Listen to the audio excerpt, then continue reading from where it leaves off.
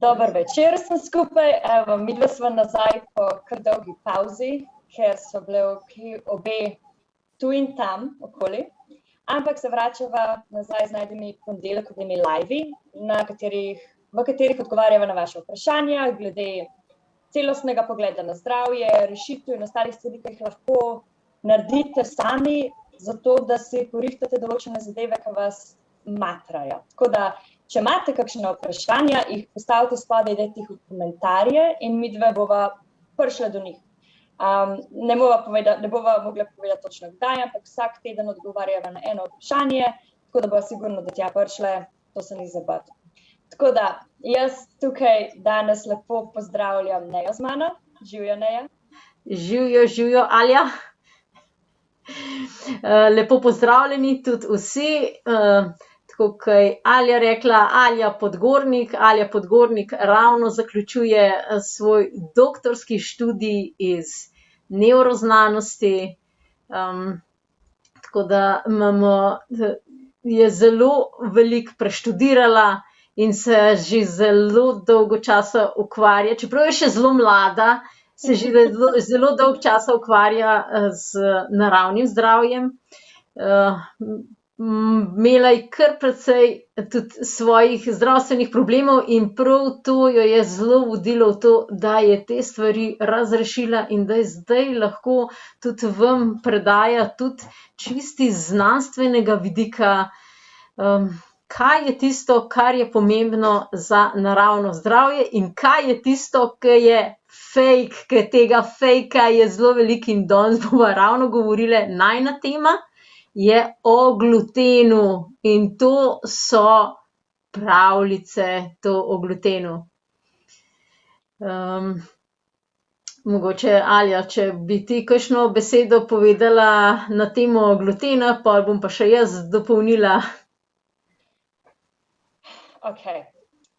Tako, jaz bi rada začela s čisto eno stvari, da malo pomislimo. Zadnjič sem slišala en zelo dober citat oziroma sem ga prebrala nekje, in sicer stare, starodavne vrste hrane ne morejo biti vzroki za moderne bolezni.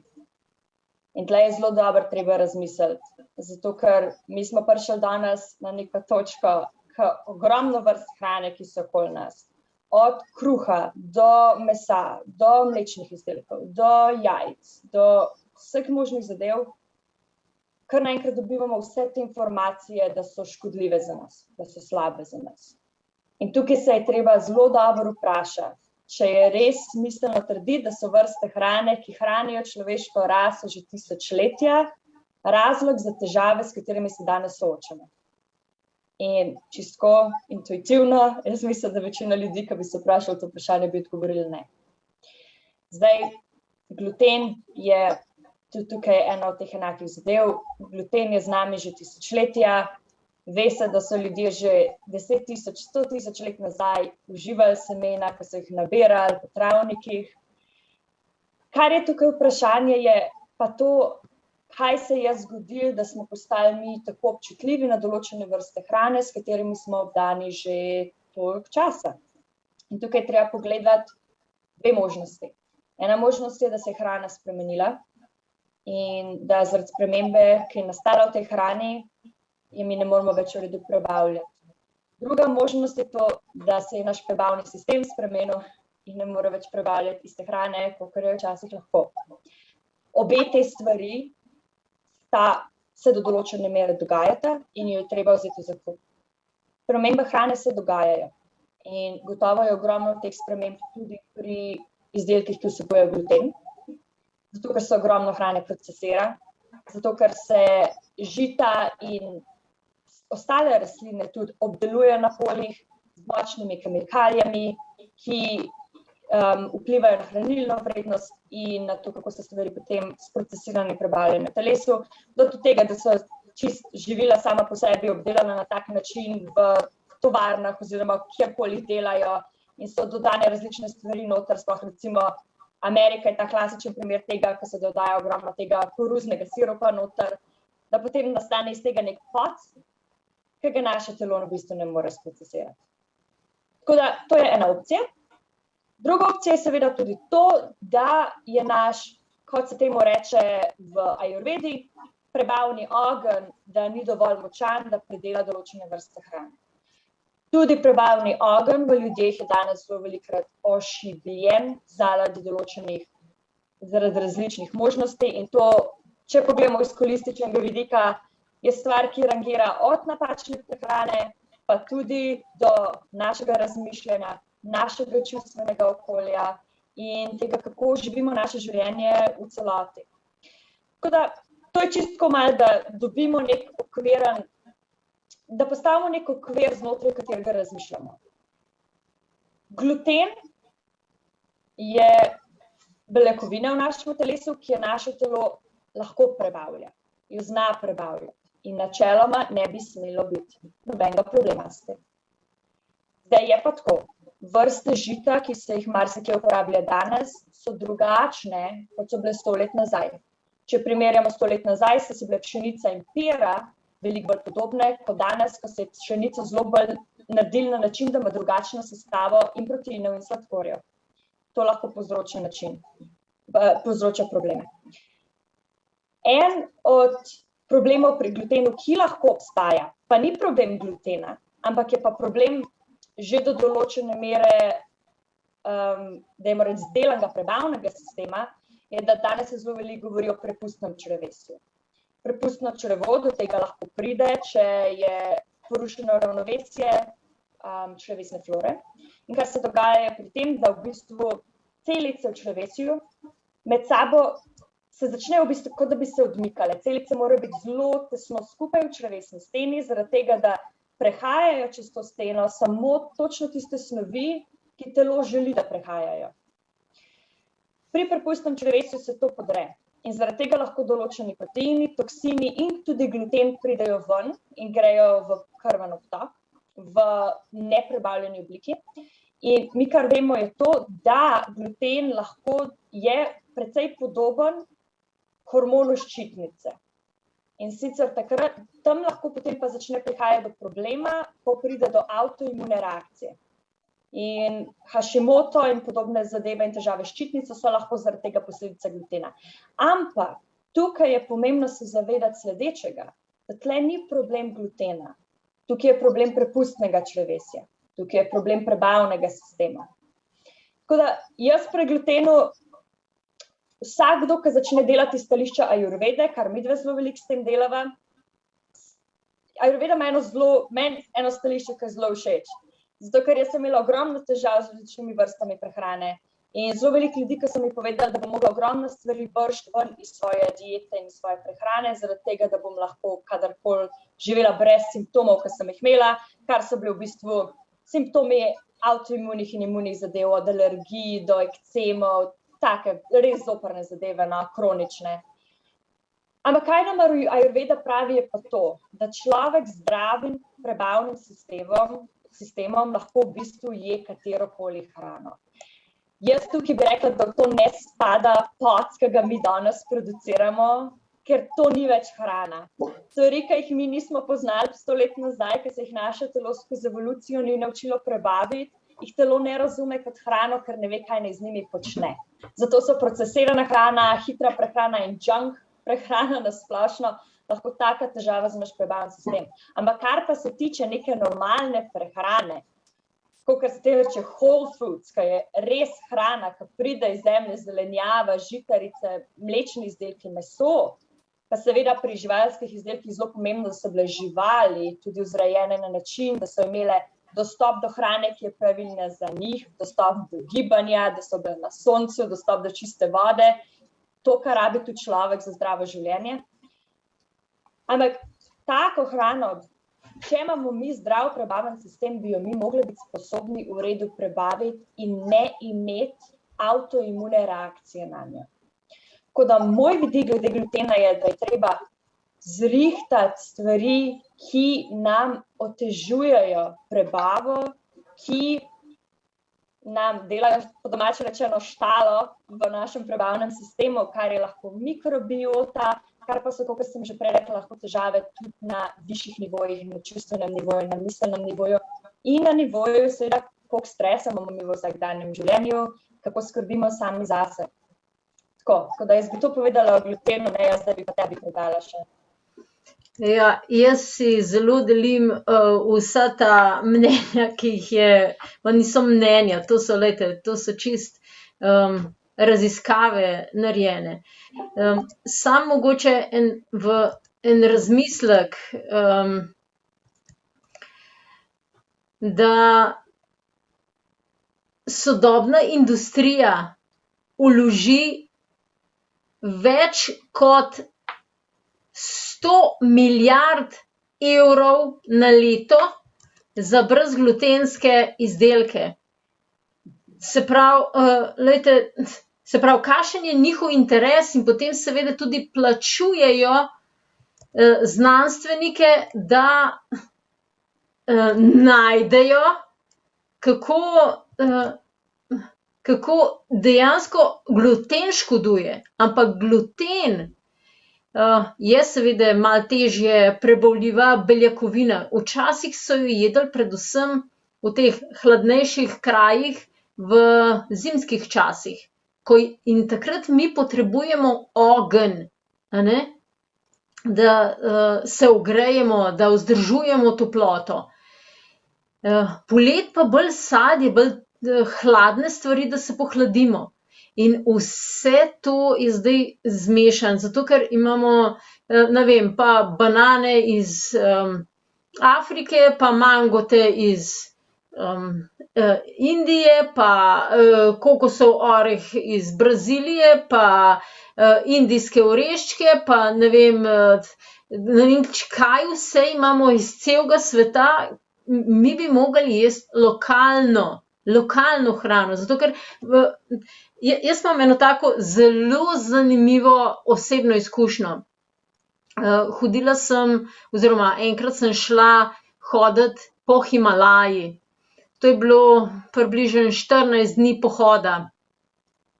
In jaz sem tam pila vodo direkt iz izvira, iz tega glacier je ledenika, ja, direkt izpod ledenika. Tam so tudi vsi domačini pili. Ampak jaz sem dobila drisko. Kaj mislite, zakaj sem drisko dobila? Ne zato, ker ne bi bila čista tista voda, ampak zato, ker je tista voda ima drugačne mikroorganizme, na katere mi nismo navajeni. In mi, ko smo se rodili v določeno okolje, smo s tisto hrano iz tistega okolja zgradili določene mikroorganizme, mikrobiom, ki ga imamo v črevesju, ki pomaga razgrajevati hrano, ki je v tistem okolju. In zato bi mogli jesti lokalno pridelano hrano in ne kar nekaj, zato ker potem naš mikrobiom ne hranimo. In od našega mikrobioma je pa zelo odvisen, ali bomo mi tudi hrano prebavili, ali jo ne bomo prebavili. In tle je že ena stvar, zakaj nam recimo prebavni sistem ne deluje. Zato, ker ne jemo hrane, ki je pripravljena v lokalnem okolju, ampak v industrijskem okolju. Gremo v trgovino, kupimo pico tam, gremo v hitro restauracijo, kupimo tam hamburger, smo sredi noči lačni in gremo, ne vem, na burek. Ja, recimo na burek, ne? In to vse podira zdravje našega prebavnega sistema. Potem, da narečem, kdaj je spanje, ob katerih urah je spanje, ali mi sploh gremo spat. No, zdaj pa seveda je pa še energijski del. Na tega je Alja majčkeno nakazala, jaz se zelo ukvarjam z energijami. Sem tudi razvila pristop e-Vitalis, ki izhaja iz tradicionalne kitajske medicine, iz metode z dotikom do zdravja, iz uporabne kineziologije, ajurvede, joge in vse to skupaj se nanaša na kombinacijo vseh sestavin. To je fizično telo, potem čustveno, naša čustva, naše misli, energije, ki tečejo in duhovni nivo. In če mi imamo, lejte, slabe misli ali pa če obsojamo, če okrivimo, če nismo pripravljeni najti skupnih rešitev, ki bi bile v redu za nas, in mi na duhovni, mislim, ki bi bile v redu za obe strani, ker vedno moramo iskati win-win, da imamo to harmonijo. Takrat na duhovnem nivoju ustvarjamo tako neharmonijo, da potem itak ne bo delovalo v telesu, ne bodo stvari delovale. Potem recimo lahko mi lahko mislimo karkoli, se pravi, mi imamo dva dela, imamo misleca, pa imamo dokazovalca, in mislec lahko misli karkoli, in dokazovalec je tukaj zato, da dokaže karkoli mislec misli. In zato je tudi veliko raziskav, ki kažejo, da gluten ni v redu, ampak tako kot je Alja rekla, lejte, mi imamo 4 milijarde let nazaj, mislim, da je okrog 4 milijarde let nazaj, ko so dokazi, da so na zobeh, ne vem, koliko je bil tisti oci star, najstarejši človek, ampak na zobeh so našli ostanke žitaric, ne mesa, žitaric. Meso je v našem človeškem jedilniku prišel približno 500.000 let nazaj. Se pravi, žitarice so veliko prej, ker veliko lažje je bilo, ne vem, pobrati sadeže, ki so rasli okrog tam, kjer človek živel, kot ujeti recimo enega mamuta. Šele potem, ko so se razvila razna orodja, se je to tudi začelo, da so ljudje začeli meso jesti. Se pravi, prvobitna hrana človeka so žitarice. Zdaj pa zakaj pa mi žitaric ne moremo več jesti? Se je pa treba vprašati o našem tako imenovanem sodobnem načinu življenja. Tudi vsa ta farmacevtska sredstva, ki jih večina staršev že dovoli dati v njihove otroke, lejte, podre čist imunski sistem. Jaz sem imela eno klientko, stranko v moji ordinaciji v Bisernici, ki je po prejemu enega zvarka, farmacevtskega zvarka, razvila kar 3 avtoimune bolezni in ne more več jesti glutena. Zato, ker so njene resice, črevesne resice bile čist poškodovane. Tako da, lejte, dajte razmišljati.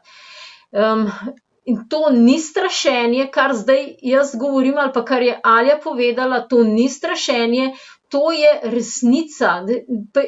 Treba iti nazaj, precej nazaj,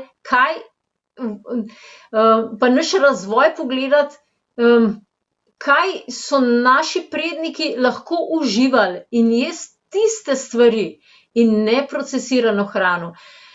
Poleg tega ekstremen pomemben. Lahko rečete, ja, saj jaz pa ne uživam te hrane, jaz pa zdravo jem.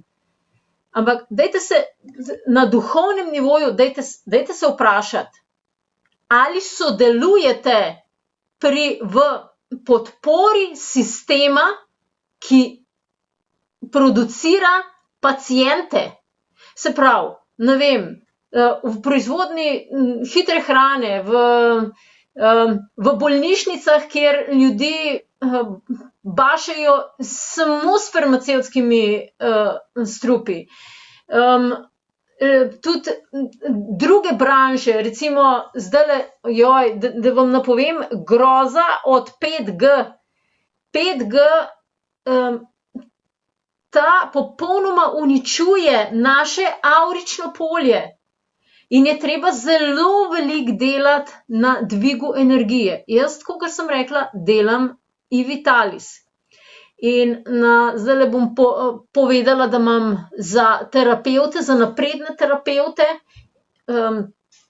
tiste, ki delate lahko kot ste medicinsko osebje ali pa kot drugi terapeuti ali pa napredne osebe, ki hočete nekaj več tudi človeštvu dobrega prinesti, imam pa izobraževanje, kako limfo spodbuditi, kako ta pravo hrano dati, kako iz sebe osvoboditi čustva, zato da bo limfa dobro tekla, ker limfa, tako kot je Alja rekla, pride gluten noter in če imamo mi prepustno črevo, ta gluten gre direkt v limfo, zabaše in potem se tam razkraja in povzroča strupe in naše maščobne celice so narejene zato, da ogradijo te strupe in potem se seveda ljudje redijo, potem so pa razni sladkorni bolezni, pa visok holesterol, visok pritisk, težave z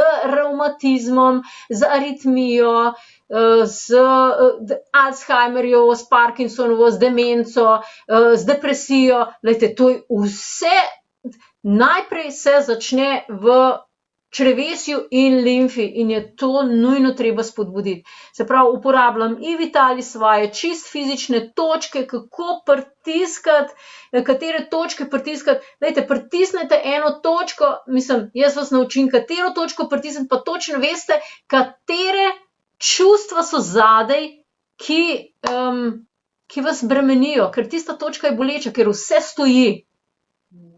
Ja, jaz sem v svoji dolgoletni praksi, zdaj imam več kot 30 let terapevtske prakse že za sabo, sem naletela samo na eno osebo, ki katerokoli točko sem jaz pritisnila, ni nič bolelo. To pomeni, da je bila popolnoma pretočna. Ja, to je bilo res, wow, jaz sem samo z debelimi očmi gledala in se čudila, ja. Tako da, glejte, pazite, kaj date v usta, delajte Vitalis vaje, jaz pač Vitalis vaje znam, Vitalis vaje vas lahko naučim in zato vam tudi zadaj povem, zakaj je kaj dober, seveda, če se vi odločite, da pridete na kakšno izobraževanje. So pa še drugi sistemi, samo študirati je treba, vlagati je treba v svoje znanje, v naravno znanje, ne v to, da vam bo nekdo drug rešil vaše zdravje pa dobro počutje. No, zelo na kratko z moje strani, zdaj, če bo še Alja kaj dodala, pa midve današnje javljanje počasi zaključujeva in se najavljava za drug teden, ne Alja? Tako. No, če bo še kaj dodala. Ja, jaz bi to zadnja stvar, ki si rekla, meni se zdi ful pomembna. V bistvu dve stvari, ki si jih danes rekla, sta me res tako pika na i. Prva stvar je bila to, kar midve govoriva, ni strašenje, niso neke, kakor se temu reče, wishful thinking, zadeve, so določene dejstva, so določene raziskave, je določena resnica za tem. Danes je žal resnica tudi to, kar je Neja zdaj na koncu, pri tem rekla, sami se moramo odločiti, da poskrbimo zase. Ta naš konvencionalen sistem, sploh kar se tiče hrane, farmacije in podobnih zadev, tle je od zadaj primarno profit. Jaz žal sem tudi videla ta način razmišljanja zelo veliko, sem študirala nevroznanost in farmakologijo in bila precej v teh sferah tudi. Pač je to prioriteta, to je dejstvo, zdaj pa treba ugotoviti, kam nas to pelje. Tako da, če vas zanima, kako se porihtati stvari na naraven način, da boste res zdravi, da boste izkoreninili problem, ne pa da boste neke simptome tam površinsko rihtali, pa čakali, da se nekaj novega razvije. Kot je ne rekla, ali je treba študirati in študirati to je lahko ful zabavno, kar midva zelo rada počneva, če pa vam ni zabavno to študirati, pa stopite v stik s nekom, ki je študiral, pa bomo skupaj ugotovili, kako najdete rešitev. Zdaj, druga stvar, jaz bi rekla še eno čisto mečken tako, ne bom temu rekla niti na svet, ampak ena od stvari, kar se čisto tiče žitaric, kaj je tu treba sam razmisliti. Danes, zato ker se toliko veliko govori o glutenu, če ljudje ne morejo prebavljati žitaric, avtomatično krivijo gluten. Ampak so lahko drugi problemi. En večjih problemov danes pri žitaricah je tudi to, kako jih pripravljamo. In sicer klasični način pripravljanja žitaric je to. In to se je za žitarice podobno, kot je tudi recimo za riž ali pa kot je tudi za stročnice, da se semena namoči in uskali, ali pa da se dela kruh recimo z drožmi. Zato, ker nam to pomaga, da se, a veste, in stročnice in vsa semena imajo v svoji lupini določene kemikalije, da temu reči, ki probajo preprečiti, da bi bilo to seme pojedeno. Že rastlina se tega ne želi, ne? Rastlina bi rada, da seme gre in usklije in da zraste nova rastlina. Se pravi, temu se reče recimo phytochemicals velikrat. In ko mi namočimo stvari, se te kemikalije razgradijo, ko seme začnejo skaliti, te stvari niso več potrebne v lupini. In te stvari zelo velikrat, te kemikalije zelo velikrat iritirajo črevesno steno, jo razdražijo in pa naredijo vse te žitarice težje prebavljive. Tako da jaz zelo rada delam, če delam v kruh doma s partnerjem, ga delava z drožmi, zato ker tudi dobite iz okolja bakterije in različne plesni in ostale stvari, ki so tam noter, ki pomagajo pa razgraditi kvasovke, ki pomagajo razgraditi vse to v določenih žitaricah, zato da so lažje prebavljive. Tako da tudi to so taki zelo preprosti triki, ki so jih naši predniki poznali in smo v bistvu mi izgubili to šele v zadnjih 20-30 letih, pa verjetno starejše generacije se bodo tega še zelo dobro spomnile. Take stvari lahko tudi uporabite zato, da bodo te stvari lažje prebavljive, ker ni samo gluten, lahko so problem tudi druge stvari. Tako da, evo, to bi bilo iz moje strani vse, tako da jaz mislim, da so zelo veliko danes povedali. Ja, danes zelo veliko so bile, skoraj pol urce, tako da poslušajte naju prihodnji teden, tudi ob eni takeli uri boste dobili najavo, tako da z vami imate pa tudi posnetek, tako da si ga lahko ogledate. Midve sva pa dostopne tudi za vaše vprašanja. Napišite spodaj komentar, vprašajte, midve zbirava ta vprašanja, prej ali slej bo vaše vprašanje prišlo na vrsto, ker vse vedno odgovoriva. Zato pa spremljajte in smo z vami naprej. Lepo se imejte. Lep večer.